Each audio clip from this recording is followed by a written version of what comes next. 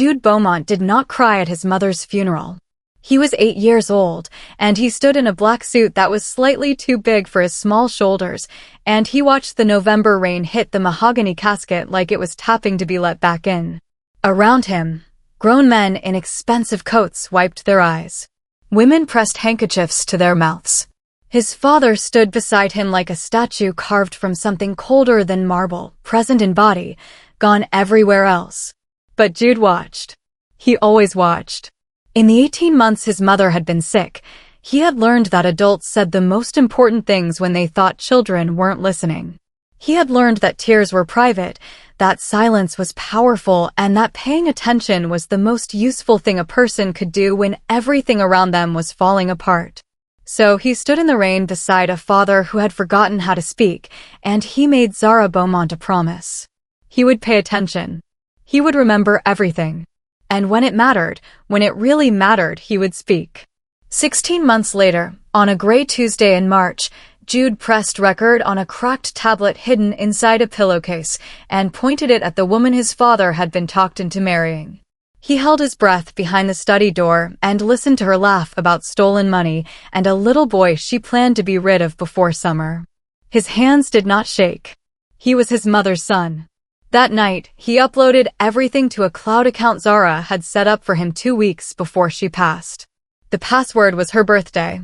He had never forgotten it, not even for a single day. Then he pulled up the voice message app, pressed record one more time, and spoke 6 quiet words into the phone. "Dex, little boss needs you. Please." He sent it. Then he lay down on his bed, stared at the ceiling, and waited. Somewhere over the Atlantic Ocean, a man who was feared by governments and crime families and everyone in between received an encrypted message on a phone that almost never rang with bad news. He read it once. He stood up in the middle of a meeting that had taken 3 weeks to arrange, buttoned his jacket without a word, and walked out of the room. Caspian, the phantom Beaumont, was coming home. And Vivian Drax, who was at that very moment drinking his wine and redecorating his house and laughing with another man at his dining room table, had absolutely no idea that the ghost she had counted on staying gone had just turned around. The night it all began, Caspian Beaumont was not supposed to be at the gala.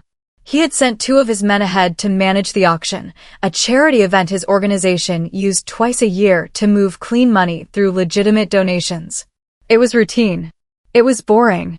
It was the kind of evening that required a smile and a glass of champagne and absolutely nothing else from him. But one of his men had made a mistake with the paperwork, and so Caspian went himself, because when you built an empire on precision, you did not leave errors to fix themselves. He arrived at the Grand Harrington Hotel at 8:30, dressed in a black tuxedo that had been made for him in Milan, wearing the kind of calm on his face that people often mistook for kindness. It was not kindness. It was control. There was a difference, and Caspian had always known exactly which one he was offering. The ballroom was full of Chicago's most important people, politicians, business owners, judges who owed favors, and the kind of wealthy donors who liked to be photographed next to large checks. Caspian moved through the room the way he moved through everything, smoothly, quietly, taking up exactly as much space as he wanted. He was standing near the auction table, reviewing the lot numbers with his associate, when he heard her. "That's not how you say it." He turned. She was standing 3 feet away, holding a glass of sparkling water, wearing a deep green dress that had clearly not cost what most dresses in that room had cost, and somehow looked better than all of them. She was tall, dark-skinned, and looking directly at him with an expression that was halfway between polite and deeply unimpressed. "I beg your pardon?" Caspian said. "You said Beaumont," the woman replied, nodding toward the auction catalog where the Beaumont Foundation was printed in bold letters. "The French pronunciation is Beaumont. The T is silent." She tilted her head slightly. "I'm guessing that's your name on the program." His associate went very still beside him. Several people nearby took a small, careful step back, the way people always did when someone accidentally wandered too close to something dangerous without realizing it. Caspian looked at this woman for a long moment. She looked back at him without blinking. "You're correct," he said finally. She nodded once, as if this was simply a matter of accuracy being restored to the universe, and turned back toward the stage where a student choir from a local school was preparing to perform. Caspian watched her for exactly 4 more seconds before he turned to his associate and said, quietly, "Who is she?" "A schoolteacher, sir. She's chaperoning the choir group." Caspian looked at her again. The most feared man on the eastern seaboard, running money through a charity auction, corrected in his own pronunciation by a schoolteacher from the south side. He asked her to share a table 20 minutes later. She said she would think about it. He waited. It was the first time in 11 years he had waited for anything. She said yes at 20 minutes to 10. Not with excitement, and not with the nervous, fluttering energy that most people brought into Caspian's orbit once they understood who he was. Zara Cole pulled out the chair across from him, set down her sparkling water, and sat like a woman who had decided to do a thing and was now simply doing it. No performance. No preamble. "You waited," she said. "I did," Caspian replied. "Most men don't wait. Most men," he said, "haven't been corrected in front of their own associates before." The corner of her mouth moved. It was barely a smile. It was enough. That was the beginning. He learned her in pieces over the weeks that followed, because Zara was not the kind of woman who handed herself over all at once. She was a 6th-grade English teacher at a public school on the south side. She had grown up in a 2-bedroom apartment with her mother and her younger sister Destiny, and she spoke about that apartment the way some people spoke about grand estates, with warmth and without apology. She liked jazz that was too complicated for most people to follow. She made her grandmother's cornbread from memory. She had never once in her life been impressed by a price tag. Caspian, who had spent his entire adult life surrounded by people who wanted something from him, did not know what to do with a person who genuinely seemed to want very little. It fascinated him. Then it undid him. He told her what he was on their 4th meeting because he could not build something real on a hidden foundation, and because, more than that, he found he could not lie to her face. He sat across from her in a quiet restaurant he had booked entirely for the two of them and said, without decoration, that the Beaumont Foundation was not the largest thing the Beaumont name was attached to. Zara was quiet for a moment. Then she said, "I know." She had known since the 2nd week.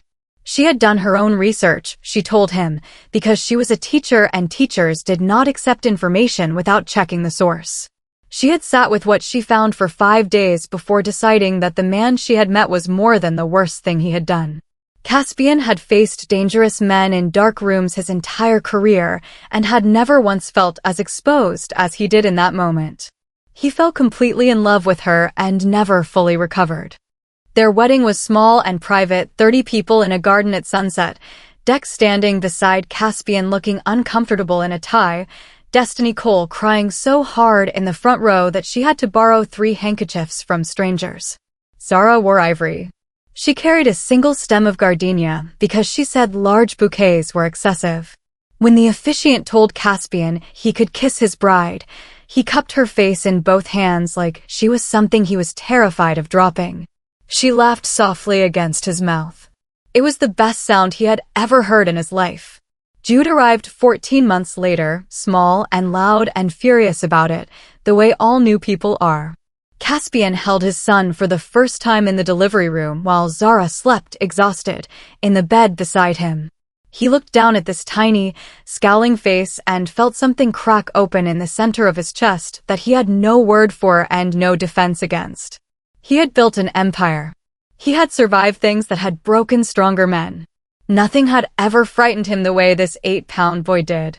He sat in that chair all night, holding Jude and watching Zara breathe, thinking that he had somehow, without deserving it, ended up with everything. The cancer announced itself the way the worst things always do, quietly and at the worst possible time. It was a Tuesday in April, ordinary in every way. Zara had gone in for a routine checkup, the kind she scheduled every year with the same calm discipline she brought to everything else in her life. Caspian had been in a meeting when she called. He almost didn't step out to answer. He almost let it go to voicemail. He would spend a long time being grateful that he didn't. Her voice on the phone was steady, because Zara's voice was almost always steady. She told him the doctor had found something. That there would be follow-up tests. that he should not panic yet because she herself was not panicking yet, and it would be helpful if they could be not panicking together. He was in the car before she finished the sentence. The follow-up tests confirmed it. Breast cancer, aggressive, caught later than any of them would have liked. The oncologist used words that were careful and clinical and landed like stones dropped from a great height. Caspian sat in that office in a suit that had cost more than most people's monthly rent and felt, for the first time in his adult life, genuinely powerless. He did not accept powerless. He never had. So he fought the way he knew how to fight, with money, with force, and with the absolute refusal to accept an outcome he had not chosen. He called in favors from people who owed him greatly. He flew in specialists from 3 different countries. He funded an experimental treatment program at a hospital in Boston and personally ensured Zara had access to every option that existed and several that were barely options yet. Zara let him do it. For a while. Then one evening, 8 months in, she sat up in the hospital bed, waited until the room was quiet, and took his face in both her hands the way she always did when she needed him to truly hear her. "Caspian," she said. "Stop fighting the clock. Come be with me instead." He opened his mouth. "I need you present," she said softly. "Not powerful. Present. There's a difference, baby." He closed his mouth. She was right, and he knew she was right, and knowing it did not make it any easier to put down the weapons he had spent his whole life carrying. But he tried. For her, he tried. The 18 months that followed were the most painful and the most honest of his life. He learned what it meant to sit with someone in the dark without trying to fix the dark. He learned that love was not always action, that sometimes it was simply stillness. Zara taught him that, the way she had taught him everything. Right up until the morning she closed her eyes and didn't open them again. The house did not feel empty after Zara died. It felt subtracted, like something essential had been removed from the air itself, the way a room feels after a candle is blown out. Still warm, but no longer lit. Caspian walked through his own mansion in the days after the funeral and kept stopping in doorways, his hand on the frame, as if he was looking for something he could not name and would not find. He did not grieve loudly. He had not been built for loud grief. Instead, he folded it inward, pressed it down beneath the daily machinery of running an empire, and told himself that functioning was the same as surviving. It was not the same, but it was all he had. He went back to work 9 days after the funeral. His associates said nothing because nobody told Caspian Beaumont what was appropriate. Meetings resumed.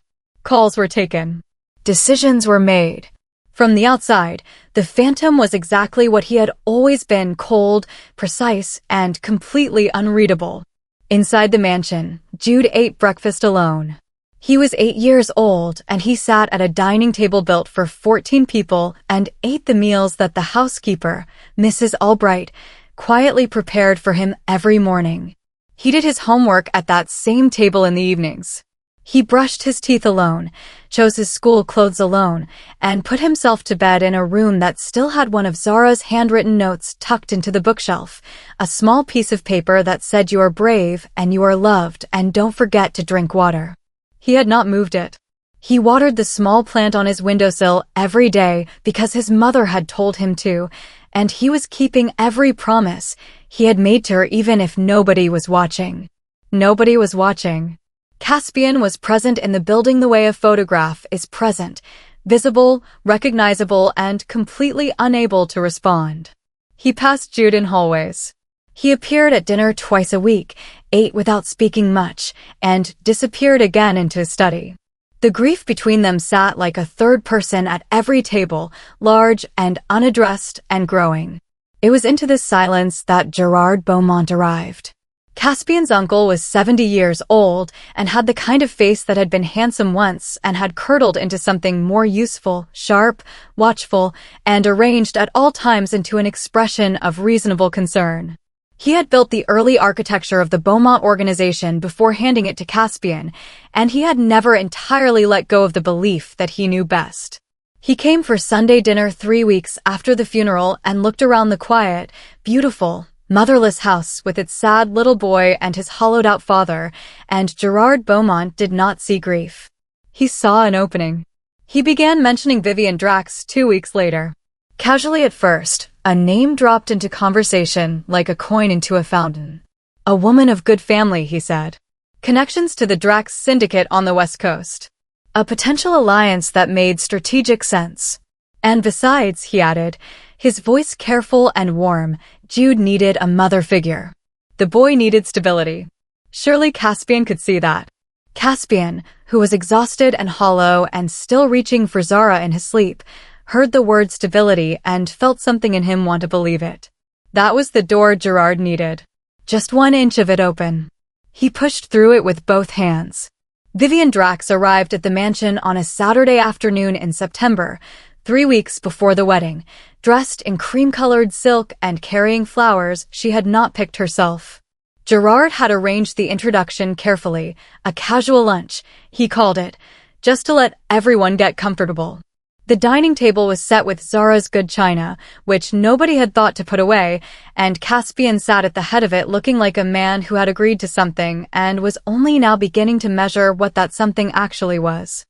Vivian was beautiful in the way that certain expensive things are beautiful, flawlessly presented, deliberately maintained, and somehow slightly cold to the touch. She had sharp cheekbones, dark blonde hair that fell in perfect waves, and eyes that were a pale, clear gray.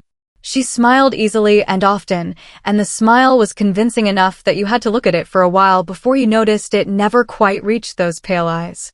She noticed Jude the moment she walked in. And Jude noticed her noticing him.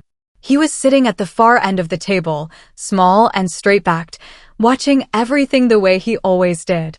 When Vivian crossed the room toward him, she did something that Caspian could see and Gerard had clearly coached.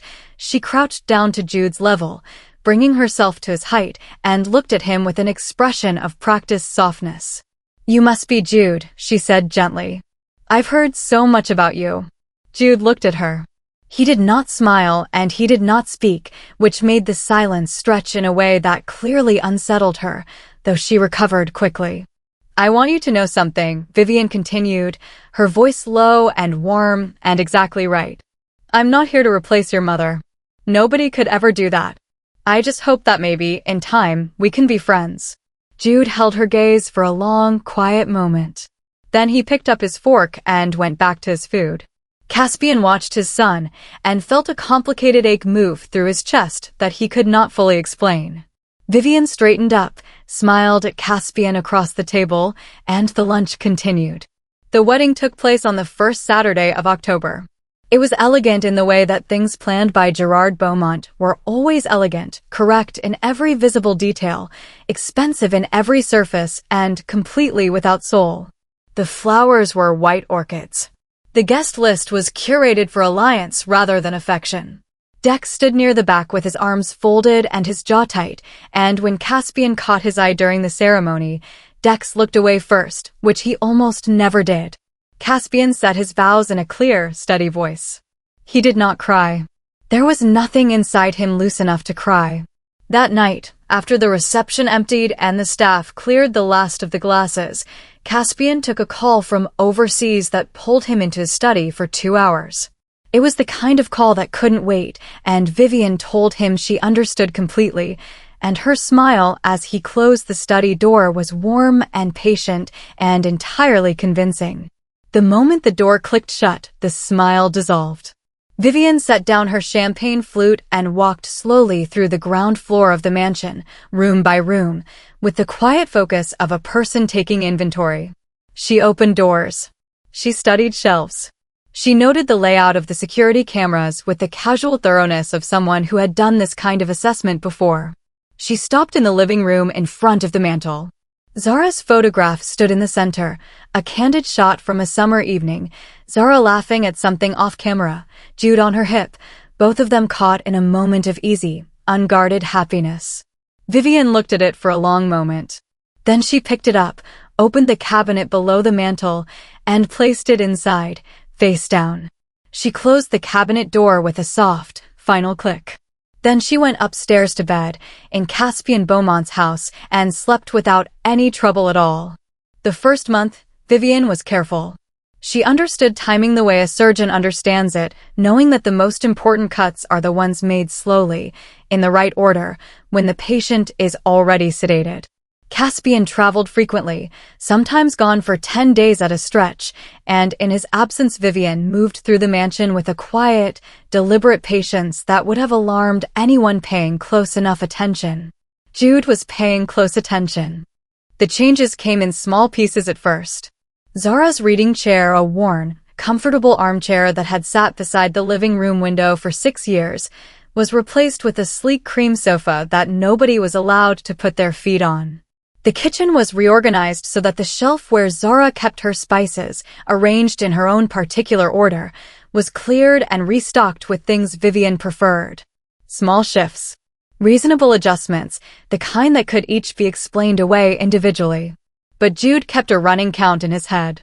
He counted the photographs that disappeared from walls and surfaces, replaced by abstract prints in cool colors that meant nothing to anyone in the house. He counted the number of times he mentioned his mother in Vivian's presence and watched her face tighten almost imperceptibly before she changed the subject. He counted the evenings Mrs. Albright, the housekeeper, came to check on him with an expression that was careful and sad in a way she was clearly trying to hide. 7 photographs in the first month. His mother's name redirected 11 times. Mrs. Albright's careful, sad face uncountable. Vivian was never openly cruel. She was too intelligent for open cruelty. Instead, she operated in the register just below it, the dismissive tone dressed as distraction, the cold look that arrived and vanished before anyone else could catch it, the way she spoke to Jude in front of Caspian with warmth and spoke to him alone with the flat, absent manner of someone managing an inconvenience. Jude absorbed all of it without visible reaction. He had learned from the best. Then came the afternoon in late November that changed everything from uncomfortable to dangerous. Caspian was in Miami. Mrs. Albright had stepped out for groceries. Jude was doing homework at the kitchen table when he heard voices from the study, Vivian's low, amused tone and a man's voice he did not immediately recognize. He closed his textbook without a sound, slid off his chair, and moved to the hallway. The study door was not fully closed.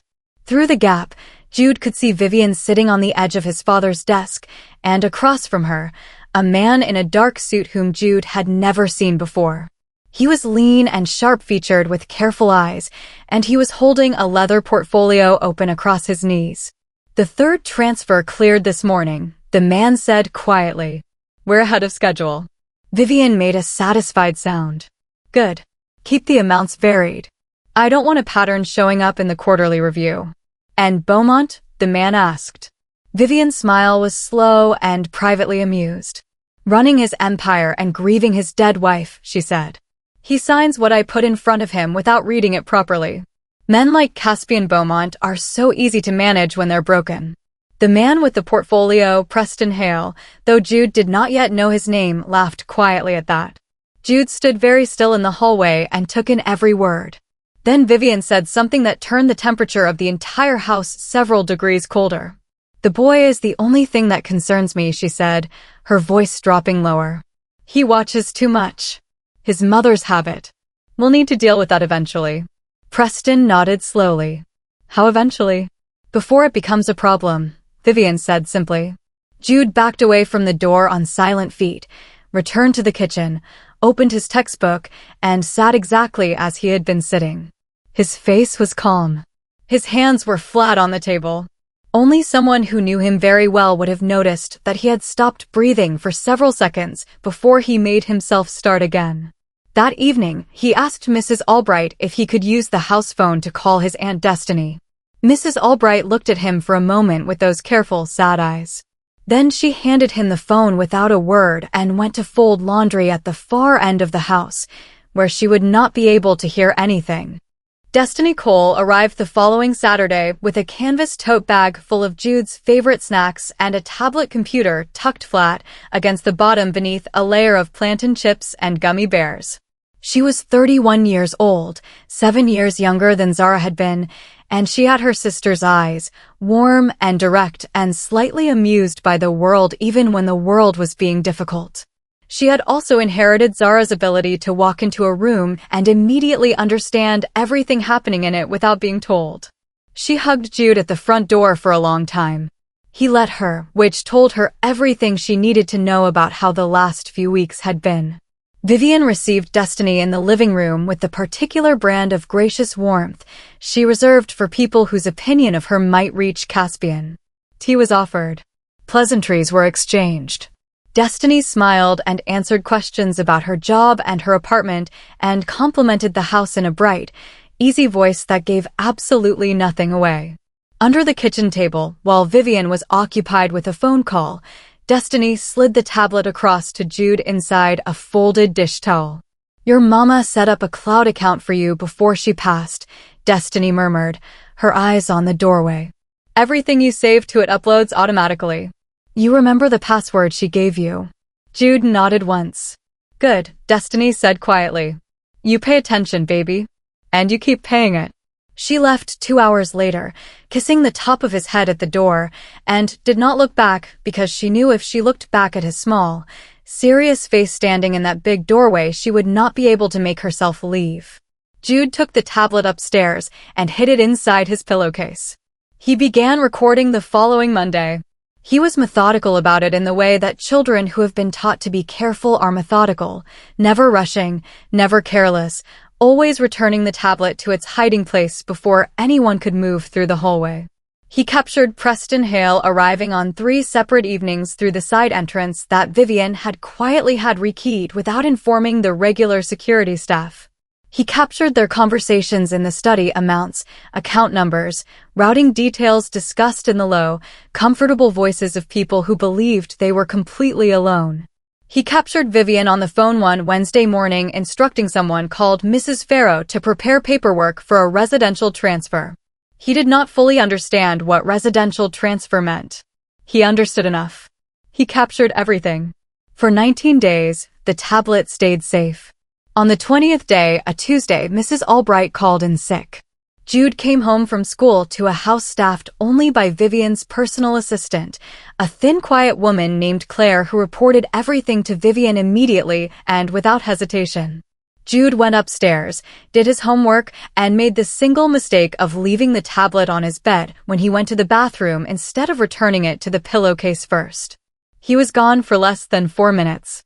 When he came back, Vivian was standing in the center of his room holding the tablet in both hands.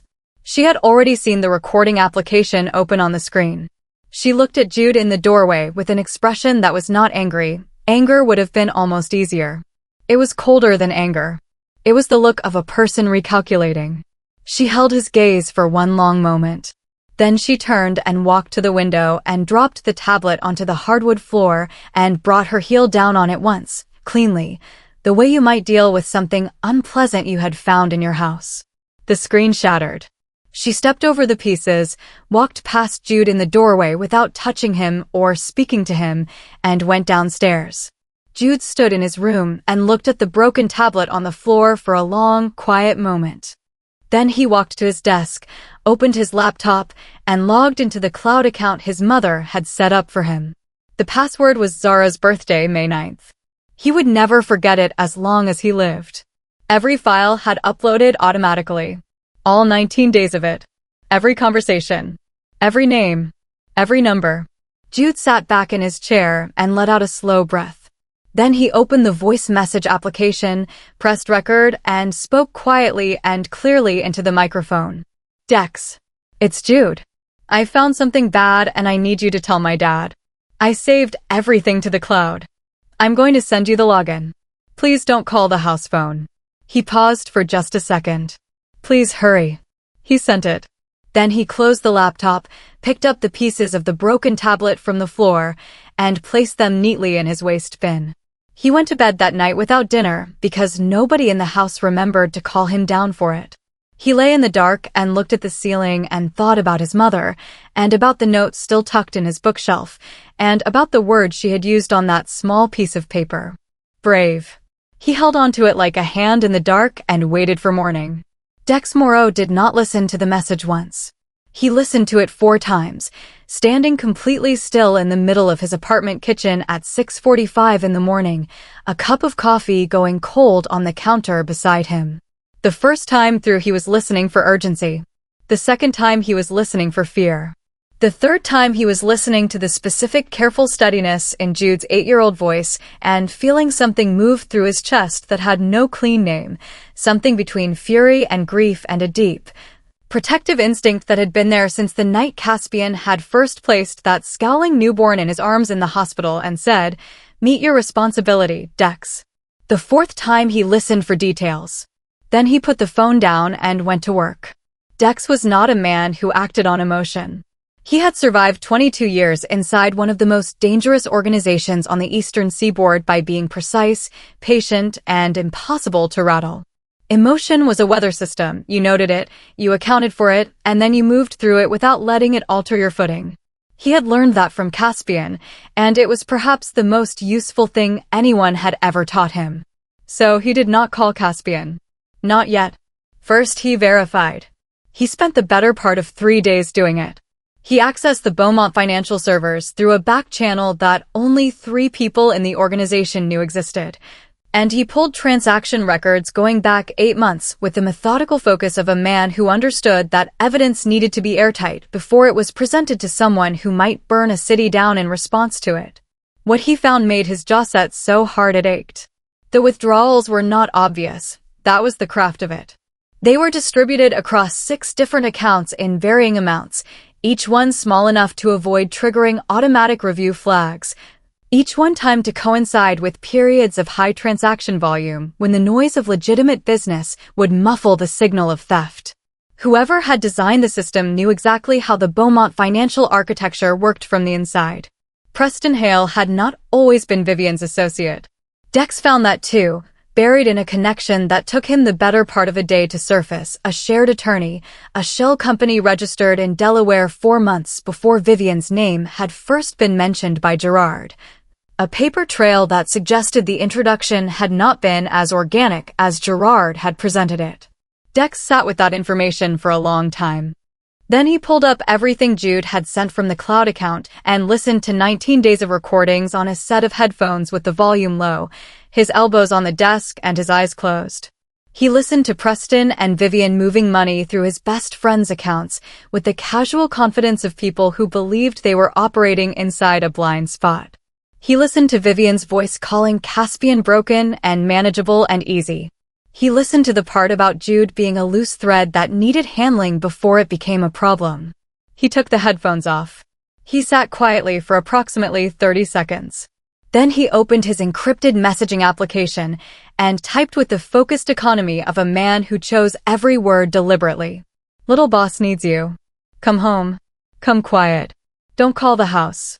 He sent it to a number that had never once gone to voicemail in 22 years. The reply came in 4 minutes. A single character. En route. Dex read it and felt the tightly coiled tension in his shoulders release by exactly 1 degree. He closed the application, stood up, and began making his own preparations quietly, carefully, the way he did everything. He contacted 2 men he trusted without qualification and gave them instructions in person rather than by phone. He arranged for the mansion's side service entrance to be accessible on Wednesday evening without alerting the regular security rotation. He pulled the financial documentation into a clean, organized file. Then he drove to the mansion on Tuesday afternoon, during the window when Vivian had her standing hair appointment across the city, and he sat in the kitchen with Jude for 40 minutes drinking orange juice and saying very little. Jude sat across from him with his hands wrapped around his glass and his eyes steady and patient. "He's coming," Jude asked, about 10 minutes in. "He's coming," Dex said. Jude nodded. He looked down at his orange juice. Something moved across his face briefly, not quite relief, because relief requires a tension release and Jude had been holding himself so carefully together for so long that he did not yet know how to release it. It was something quieter than relief. It was the particular stillness of a child who has been carrying something very heavy alone and has just heard footsteps coming up the path. "She broke the tablet," Jude said. "I know. She thinks the recordings are gone." "I know that too," Dex said. Jude was quiet for a moment. "Dex," he said, "is my dad going to be okay?" Dex looked at this small, serious boy who had spent 19 days gathering evidence with a hidden tablet and had not cried once in any of the recordings and had gone to bed without dinner on a broken tablet's worth of footage and still sent a calm, clear voice message at the end of it all. He thought about what Zara used to say, that Jude had gotten Caspian's spine and her heart, and that combination was going to be either magnificent or catastrophic, possibly both. "Your dad," Dex said carefully, "is going to have a very interesting Wednesday." Jude almost smiled. It was small and brief, but it was there. It was the first one Dex had seen on that face in a very long time, and he held on to it quietly on the drive back, the way you hold on to something you know you are going to need later.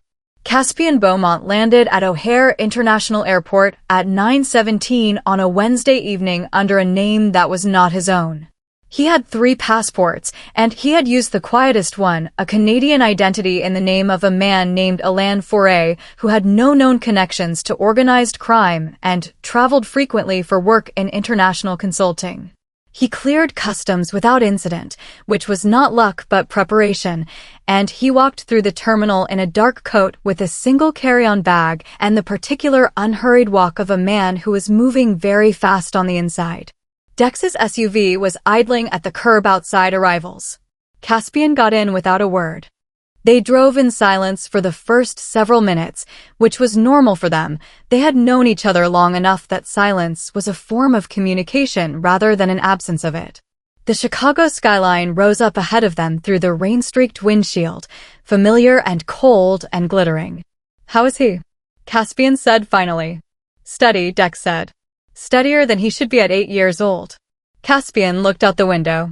"She broke the tablet," Dex continued. "Vivian smashed it in his room. She thought that was the end of it. But it wasn't. Zara set up a cloud account for him before she died. Auto-upload. He had 19 days of recordings already saved before Vivian put her heel through the screen." Dex paused.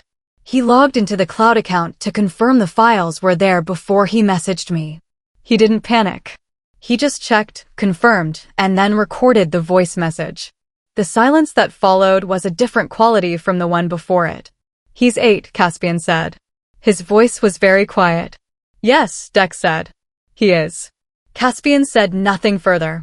He turned back to the window and watched the rain move sideways across the glass and did the thing he had been doing since the moment Dex's message arrived. He thought about Zara.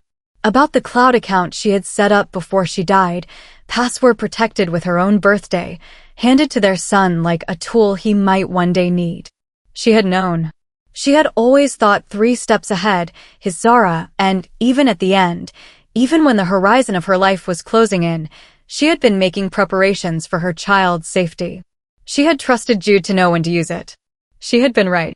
Caspian pressed 2 fingers against his mouth and was quiet for the rest of the drive.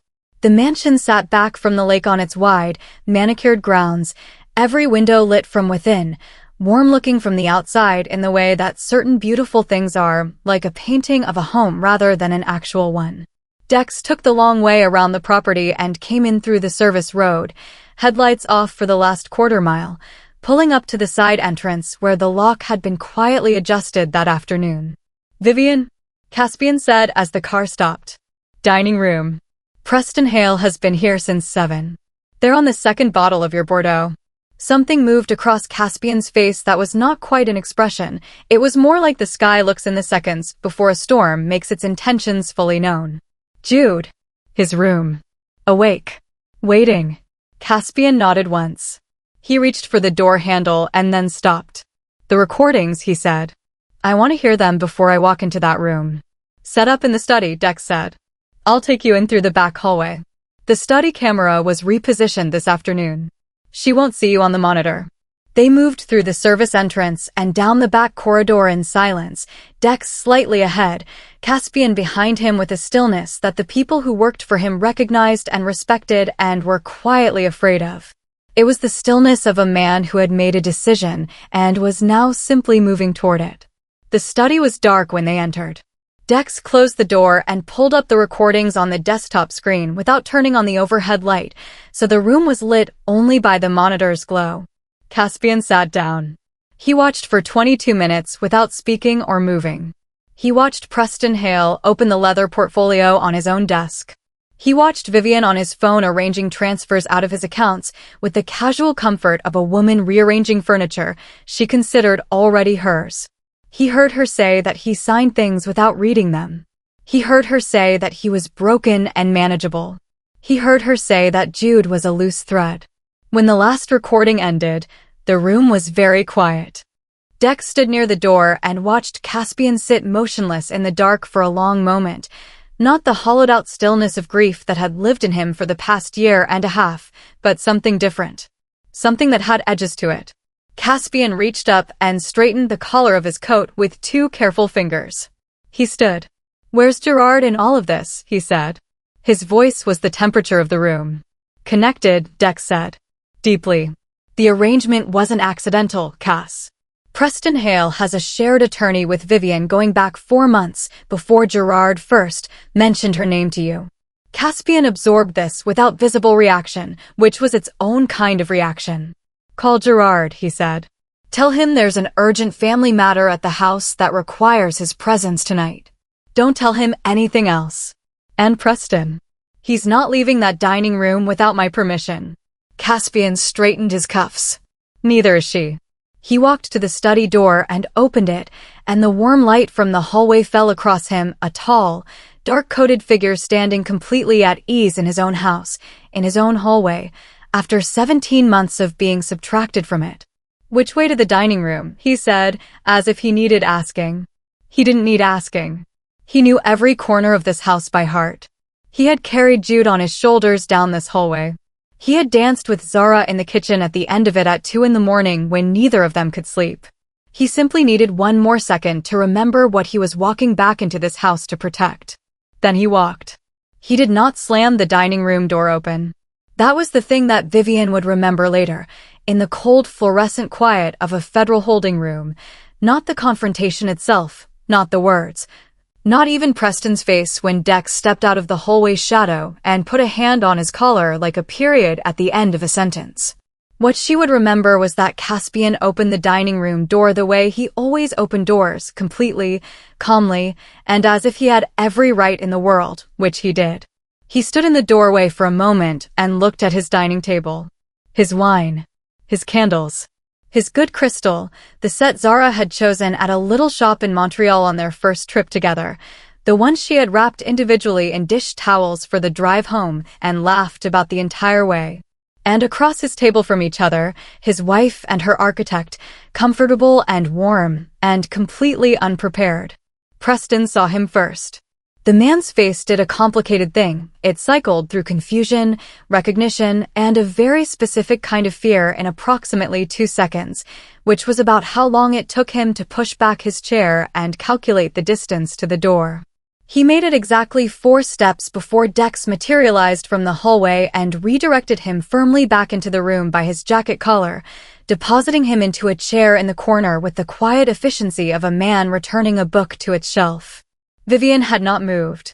She was still seated, one hand around the stem of a wine glass, and she was watching Caspian cross the room toward her with those pale gray eyes doing rapid, invisible work, assessing, calculating, selecting an angle. He had seen that look before on other faces, in other rooms, and he knew exactly what it meant. It meant she was not done yet. It meant she was still deciding which version of herself to deploy. She settled on warmth. Of course she did. Caspian. His name in her mouth was soft with relief, her free hand moving toward him. "You're home. Why didn't you tell me? I would have arranged." "Don't," he said. One word. Quiet as a door closing. Her hand stopped mid-reach. Something shifted behind her eyes, not fear yet, but the recalibration that precedes it. Caspian pulled out the chair across from her and sat down. He rested one hand flat on the table and looked at her in the candlelight with an expression she had never seen on his face before, which unsettled her more than anger would have. She had prepared for anger. She had angles for anger. She had no angle for this. "I watched the recordings," he said. The wine glass in her hand did not move. She was too controlled for that. But her breathing changed, just slightly, Just enough for someone who was paying attention to notice. Caspian was always paying attention. I don't know what you... Vivian. Still quiet. Still terrifyingly patient. My 8-year-old son spent 19 days recording you on a hidden tablet. He uploaded everything to a cloud account his mother set up for him before she died. He paused. The password was Zara's birthday. He never forgot it. The silence that followed had weight to it. Vivian set down her wine glass with great care.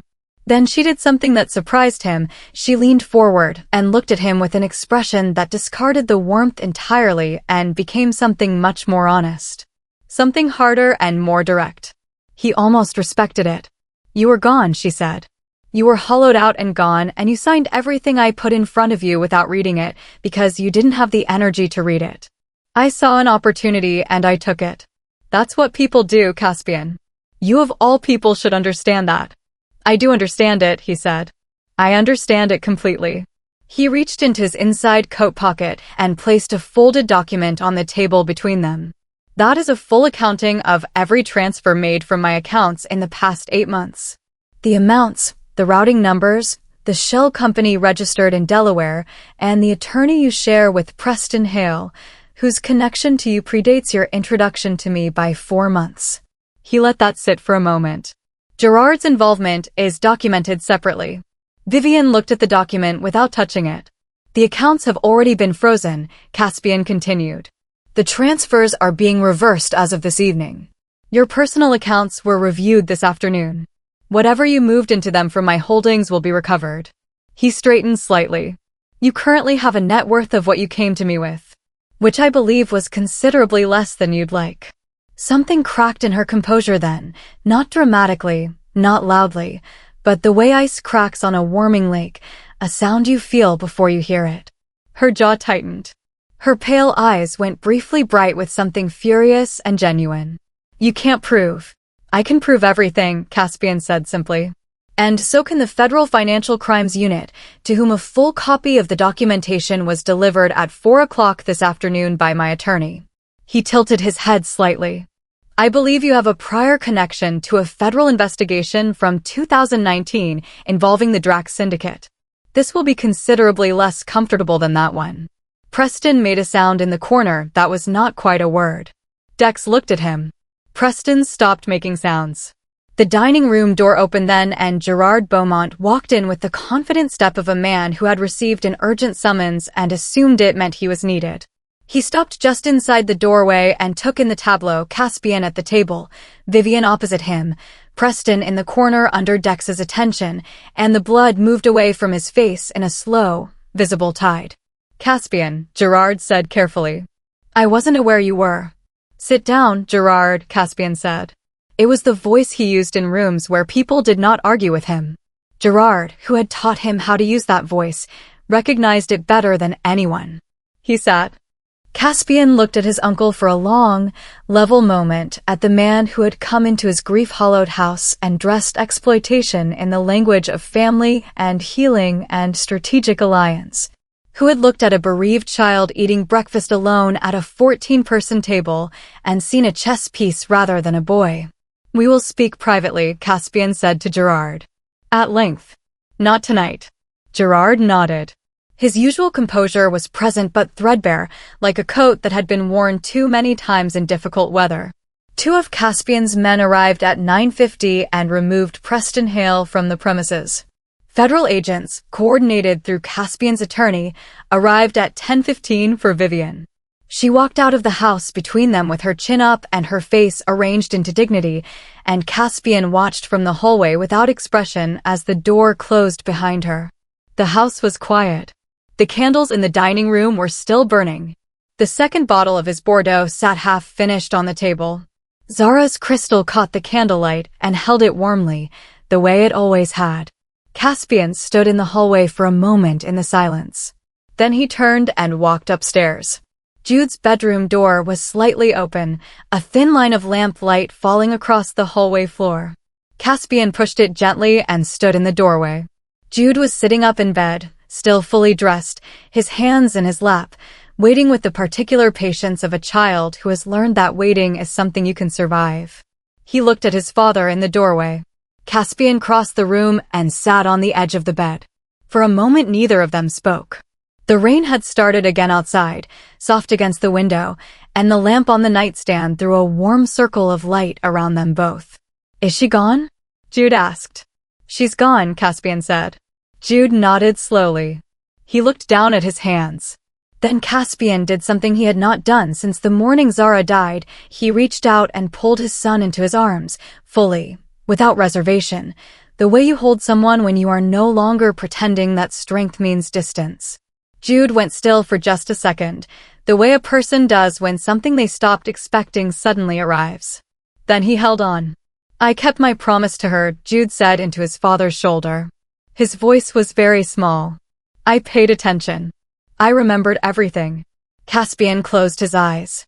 "I know you did," he said. His voice was rough at the edges in a way that had nothing to do with anger. "She would be so proud of you, Jude. She would be so—" He stopped. Swallowed. Started again. "Your mother would be so incredibly proud of you." Jude made a sound then, a single, soft, broken sound that had been waiting 17 months to exist, and began to cry. Not the careful, private grief he had been carrying alone in this house. Real crying. The kind that takes up the whole body and doesn't apologize for itself. Caspian held him through all of it and said nothing, because there was nothing to say and because Zara had taught him that sometimes love was simply stillness, and this was one of those times. After a while, when the crying had gentled into quiet and Jude's breathing had steadied against his chest, Caspian became aware that he himself was not dry-eyed. He had not cried at the funeral. He had not allowed it. He had folded everything down and away and told himself that functioning was surviving. He understood now, sitting on the edge of his son's bed in the lamplight, that he had been wrong about that. He had been wrong about a number of things, and the list of them sat in his chest with a weight he knew he had earned. He pressed his mouth to the top of Jude's head. "I'm sorry I wasn't here," he said. "I'm going to be here now." Jude didn't answer immediately. Then, in a very small voice, he said, "Mama said you'd come back." Caspian's breath caught. "She said that." "In the note," Jude said. "The one in my bookshelf. She wrote it when she was sick. It says," he pulled back slightly and looked up at his father with red-rimmed eyes, "Your dad is going to get lost for a while. Lost people find their way home. Be patient and leave the light on." The room was very quiet. Caspian looked at his son's face, Zara's eyes looking back at him from a face that was becoming, slowly and surely, its own person, and felt something that had been frozen and hollow inside him for 17 months begin, very slowly, to move again. The doorbell rang at 6:15 in the morning. Dex, who had stayed the night in the downstairs guest room, answered it. Destiny Cole stood on the front step in a winter coat with a canvas tote bag over one shoulder and something tucked carefully under her arm, wrapped in a dish towel. She looked at Dex. "How are they?" she said. "Sleeping," Dex said. "Finally." Destiny nodded. She unwrapped the dish towel as she stepped inside, Zara's photograph, the candid one, Zara laughing with Jude on her hip, both of them caught in a moment of unguarded happiness. The one Vivian had placed face down in the cabinet on her very first night in the house. Destiny had taken it from the cabinet the morning of the wedding, slipped it into her bag, and kept it safe for 4 months. She walked to the mantel in the living room and placed it back in the center, exactly where it had always stood, adjusting it once with both hands until it was perfectly level. Then she stood back and looked at it for a long moment. "There you are," she said softly. The morning light came through the tall windows and fell across Zara's laughing face, and the photograph held it the way it always had, warmly, and without any intention of letting go.